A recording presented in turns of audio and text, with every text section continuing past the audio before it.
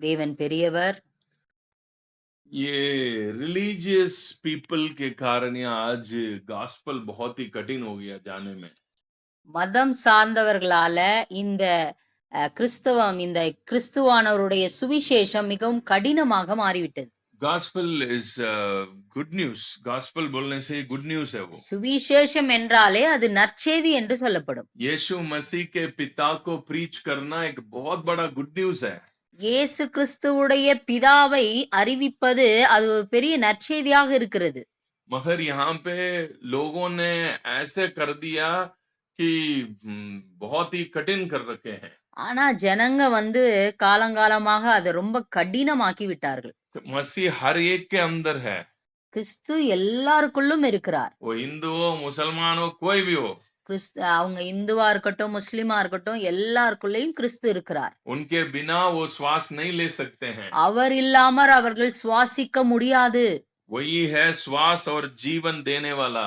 அவர்தான் சுவாசத்தையும் ஜீவனையும் அளிக்கிறவர். इसलिए पौलुस एथेंस की शहर में जाकर यही प्रचार कर रहा है. उन्हीं में आप चलते फिरते हो, उन्हीं में आप श्वास लेते हो, वही आपको श्वास जीवन देता है. அதனாலதான் பவுல் அத்தேனை பட்டணத்துல போகும்பொழுது அவர் சொல்றாரு, நீங்கள் அவருக்குள் பிழைக்கிறீர்கள், இருக்கிறீர்கள், அசைக்கிறீர்கள், ஜீவனையும் சுவாசத்தையும் அளிக்கிறவர் அவர் என்று சொல்லுகிறார். हर एक इंसान को वही चलाता है. எல்லாருக்குள்ளேயும் அவர் தான் செயல்படுத்துகிறார் எல்லாரையும். बट यहाँ पे गॉस्पल इसीलिए कठिन हो गया. சுவிசேஷம் இதனாலே ரொம்ப கடினமாயிருச்சு. अभी तक इनको सुसमाचार जो सुसमाचार प्रचार कर रहे हैं उन्हीं को सुसमाचार पता नहीं चल रहा है. யாரு சுவிசேஷத்தை பிரசங்கிக்கிறாங்களோ அவங்களுக்கே சுவிசேஷம்னா என்னன்னு தெரியாம இருக்காங்க. इसी वजह से आज पूरे लोग यीशु मसीह को और सब सारे बातों को गलत समझ रहे हैं. அதனாலதான் எல்லாத்தையும் அவங்க வந்து தவறாகவே புரிந்து கொண்டிருக்கிறாங்க. इसीलिए देखो प्यारे बहन ने अभी गवाही बताया. उनके रिलेटिव जब वो गई तो उनको बोल दिया मंगलसूत्र निकालो, हाथ पैर में जो है ये निकालो वो निकालो. நம்ம இப்ப சாட்சி கேட்டோம். அந்த கௌசல்யா அவங்களோட அவங்க அண்ணன் ஒய்ஃப் அவங்க சர்ச்சுக்கு போகும்பொழுது சபையில போன உடனே நீ தாலிய கட்டணும், இப்படி இருக்கணும், அப்படி இருக்கணும்னு பயங்கரமா ஒரு கட்டுப்பாடு கொண்டு வந்துட்டாங்க. मंगलसूत्र को खोल के दान पेटी में डालो. தாலிய கழட்டி நீ காணிக்கையில போட்டுறணும். मुझे लगता है वो पास्टर को थोड़ा जरूरत में होगा शायद. எனக்கு படுது அந்த பாஸ்டர் ரொம்ப தேவையில இருந்திருப்பார். इसलिए मंगलसूत्र को देखा तो लगा होगा अच्छा बढ़िया बकरा आ गया. அந்த அம்மா பார்த்தவனே யோசிச்சிருப்பாங்க. பார்த்தவனே நினைச்சிருப்பாரு ஒரு பெரிய ஆடு மாட்டிடுச்சுன்னு நினைச்சிருப்பாரு. आज बकरा बिरयानी बना देंगे. इसलिए ये खोल के दान पेटी में डालो. இத கலட்டி நீ வந்து காணிக்கை பெட்டியில போட்டுருன்னு சொல்லிட்டார். So ये सब गॉस्पेल है ही नहीं है. இதெல்லாம் சுவிசேஷமே கிடையவே கிடையாது. यीशु मसीह का पिता ऐसा नहीं है. இயேசு கிறிஸ்துவுடைய பிதாவானவருடைய இருதயம் இப்படிப்பட்டது கிடையாது. वो सारे कास्ट सारे कल्चर जितने भी कल्चर इस दुनिया में वो सारे कल्चर को से परे हैं. वो அவர் வந்து எல்லா கலாச்சாரத்துக்கும் எல்லா மக்களுக்கும் அப்பாற்பட்டவர்.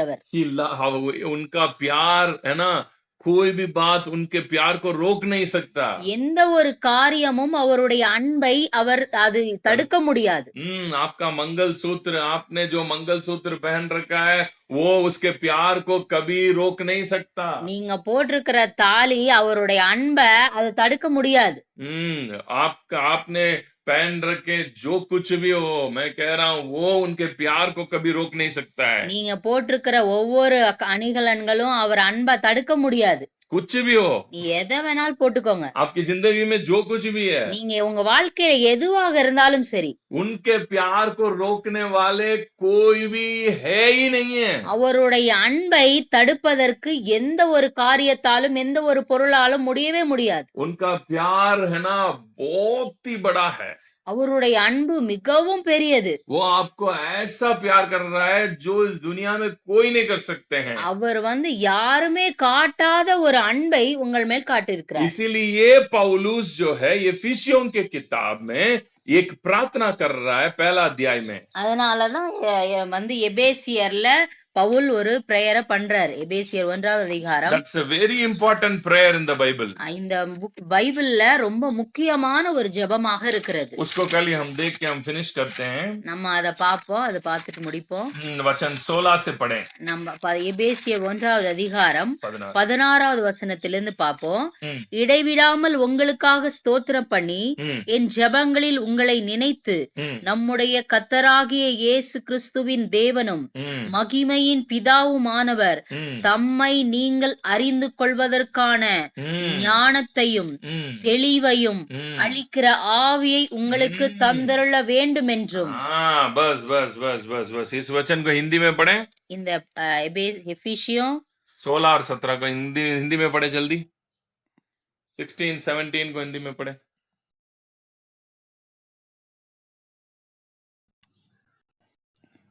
एफिसियों का किताब 1 का 16 और 17.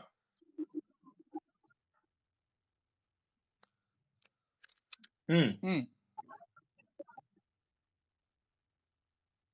हम्म हम्म हम्म हम्म पिता को, यीशु मसीह के पिता को पहचानने की ज्ञान और समझ दे.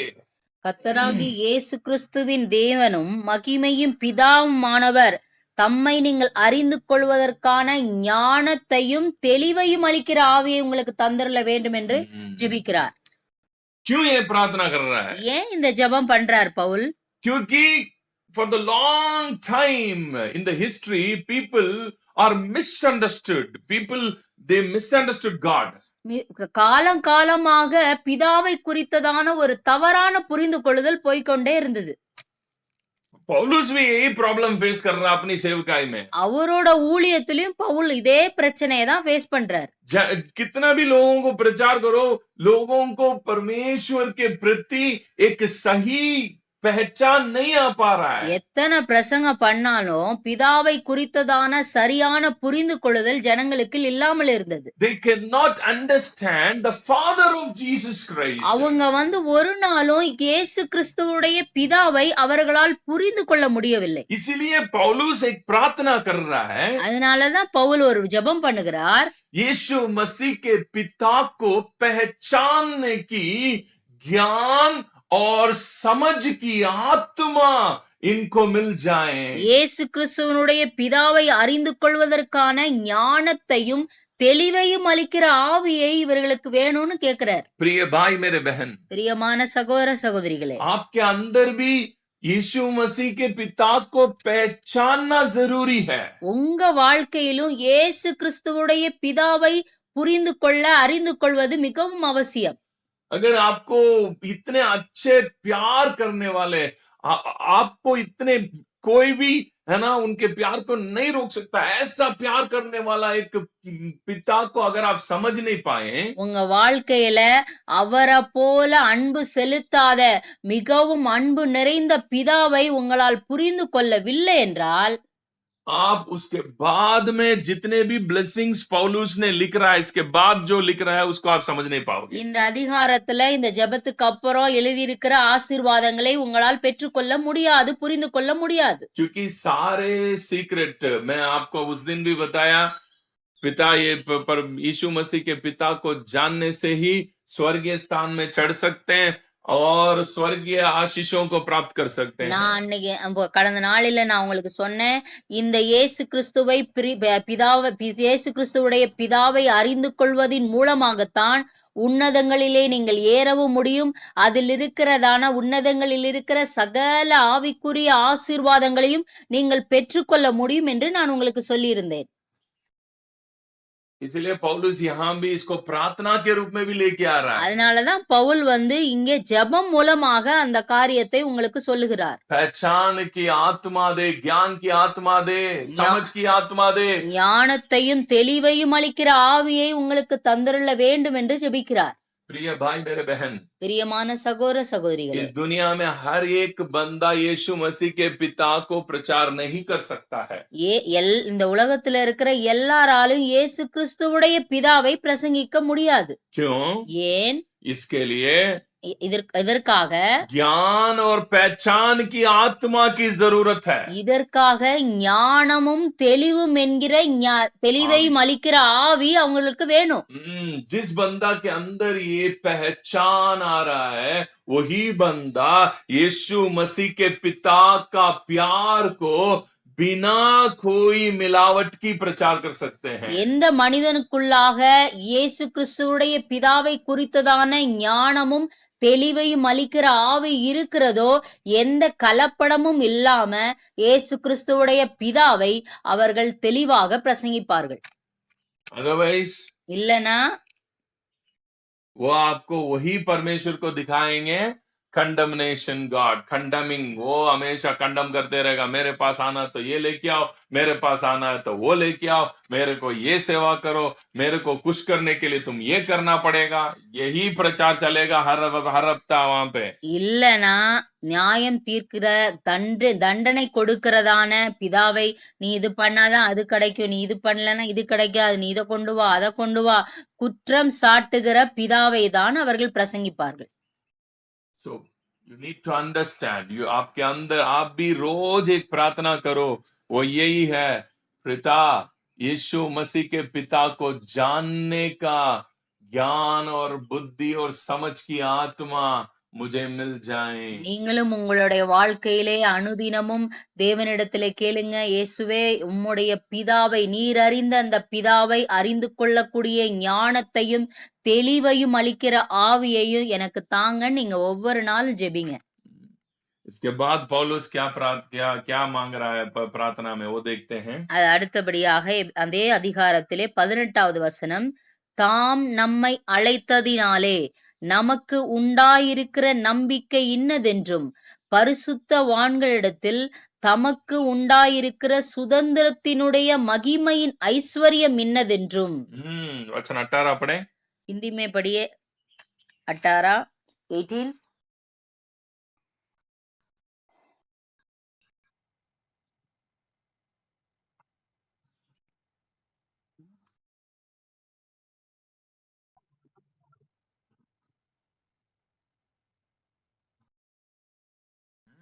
उसकी बुलाहट की आशा क्या है? நம்மை அழைத்ததினாலே நமக்கு உண்டாயிருக்கிற நம்பிக்கை இன்னதென்றும், बुलाहट की आशा, அழைத்ததினாலே நமக்கு நம்பிக்கை இன்னதென்றும். कब आप उस बुलाहट को समझ सकते हैं? எப்ப அவருடைய அழைப்பை நீங்கள் புரிந்து கொள்ள முடியும்? Today many people are misunderstood the calling. நிறைய பேர் இப்ப அவருடைய அழைப்ப அவங்க தவறா புரிஞ்சிருக்கிறாங்க. Many of them, they are thinking I am called as apostle. நிறைய பேர் நினைச்சுக்கிறாங்க என்ன ஆண்டவர் அப்போஸ்தலரா அழைச்சிருக்காரு. कुछ लोग सोचते हैं मेरे को पास्टर के रूप में बुलाया, என்ன பாஸ்டரா அழைச்சிருக்காரு. no no no no no no no no, அப்படிலாம் கிடையாது. ये सब है ना अभी फिलहाल इस दुनिया में, के इस दुनिया में कुछ समय के लिए है. இதெல்லாம் இந்த உலகத்துல வாழ்கிற கொஞ்ச நாளுக்காக தான். But Paul is writing the eternal calling. ஆனா பவுல் ஒரு நித்திய அழைப்பை அவர் எழுதியிருக்கிறார். यहाँ पे जो वो डील कर रहा है ना, एक बुलाहट, ये पास्टर इवेंजलिस्ट की बुलाहट के बारे में नहीं बात कर रहा है वो. இங்க சொல்லப்பட்டிருக்கிறதான இந்த அழைப்பு பாஸ்டருக்கு சுவிசேஷகர்களுக்காக அழைக்கப்பட்டதான அழைப்பை குறித்து பேசப்படவில்லை. It's not a ministry calling. இது ஊழியத்திற்கான அழைப்பு அல்ல. It's a eternal calling. இது நித்திய ஜீவனுக்குரிய அழைப்பு. நித்திய அழைப்பு. It's a eternal calling. இது நித்திய அழைப்பை குறித்து பேசப்பட்டிருக்கிறது. It's this calling, ये आप इंसान पाप में गिरने के बाद नहीं आया, ये बुलाहट है. இது மனிதன் பாவத்துல விழுந்ததுக்கு அப்புறம் வரல இந்த அழைப்பு. पास्टर, इवांजलिस्ट, अपोस्टल, ये सब इंसान पाप में जाने के कारण आया हुआ बुलाहट है. பாவத்துல விழுந்ததின் மூலமாகத்தான் இந்த பாஸ்டர், சுவிசேஷகன் இதெல்லாம் வந்துச்சு. नहीं है तो यहाँ पे कौन किसकी पास्टर बनना जरूरत पड़ता है? இல்லனா யாரு தேவை? பாஸ்டர் எதுக்கு தேவை? जरूरत ही नहीं होता है. அது தேவையே பட்டிருக்காது. So ये बुलाहट जो है, இந்த அழைப்பு என்பது यहाँ पे पौलुस जो लिख रहा है, ये अनंत काल परमेश्वर इस दुनिया को बनाने के पहले से ही आपके और मुझे हमें लेकर एक बहुत बड़ा बुलाहट के साथ आपको यहाँ पे आया, लेके आया. இந்த நாம் எல்லா உலக தோற்றத்திற்கு முன்னே நாம் இந்த பூமிக்குள் வருவதற்கு முன்பாகவே நமக்கு ஒரு பெரிய நித்திய அழைப்பை தேவன் வைத்திருக்கிறார். You are not here with the accident. You are not here because it's some accident. நீங்க வந்து தற்செயலா இந்த பூமிக்கு அனுப்பப்படவில்லை. You are not born just your mother and father got married. நீங்க வந்து உங்க அம்மா அப்பா திருமணம் பண்ணதுனால இந்த பூமிக்கு நீங்க வரல. It is because you had a call before the creation. நீங்க உலக தோற்றத்திற்கு முன்னே உங்களுக்கு கொடுக்கப்பட்டதான அந்த நித்திய அழைப்பிற்காக வந்திருக்கிறீர்கள். आपको एक invitation दिया गया था, आपको एक बुलाहट दिया गया था. உங்களுக்கு ஒரு அழைப்பு கொடுக்கப்பட்டிருக்கிறது. इसीलिए आप इस दुनिया में आए हैं. நீங்க அதனாலதான் இந்த பூமிக்கு வந்திருக்கிறீர்கள். आपकी बुलाहट को पहचानो. ஃபர்ஸ்ட் உங்க அழைப்பை நன்றாக புரிந்து கொள்ளுங்கள். What is that calling? அழைப்பு என்றால் என்ன? वो calling क्या है? அந்த அழைப்பு என்ன? क्या बनने के लिए हम सब बुलाए गए हैं? நம்ம என்ன ஆகணும்ன்றதுக்காக அழைக்கப்பட்டிருக்கிறோம். ये जानना जरूरी है. இதெல்லாம் நீங்க அறிந்து கொள்வது மிகவும் அவசியம். वो जानना है.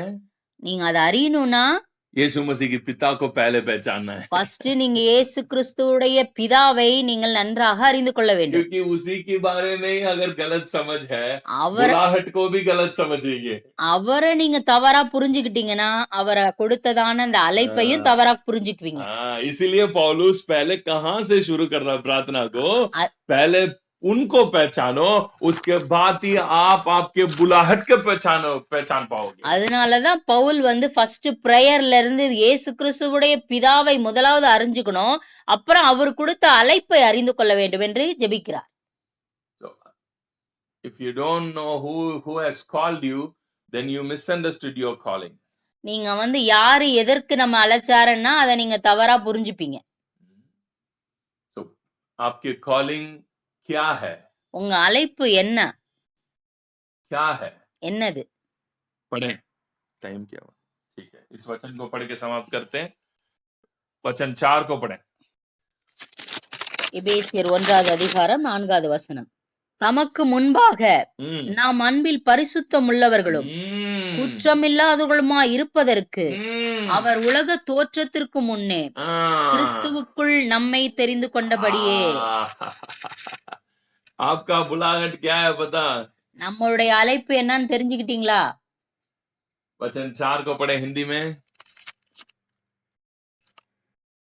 एफिसियों पहले और अध्याय 1 का वचन 4 पढ़े.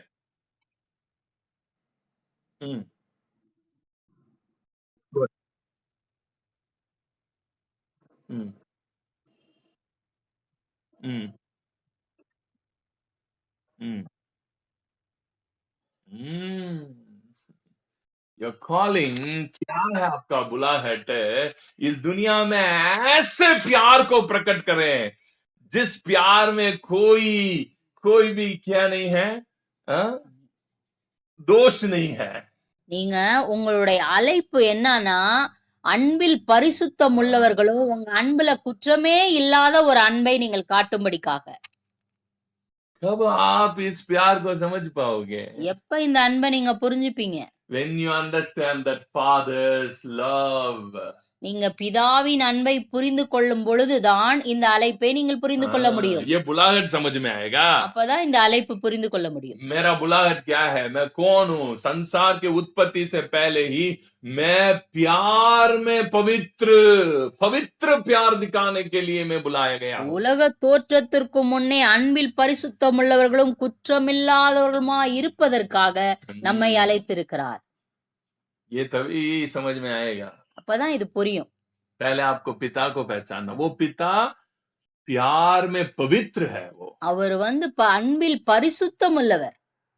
उसका प्यार में कोई भी मिलावट नहीं है. அவருடைய அன்பில் ஒரு கலப்படமும் கிடையாது. उसके प्यार के अंदर कोई भी ये चाहिए मुझे, तुमसे वो चाहिए, मुझे ये लेके आओ, वो लेके आओ, ऐसा कुछ भी नहीं है. அவருடைய அன்பில் எந்தவித எதிர்பார்ப்புகளும் கிடையாது. He loves you beyond anything. அவர் வந்து எல்லைக்கு அப்பாற்பட்டு உங்களை நேசிக்கிறார்.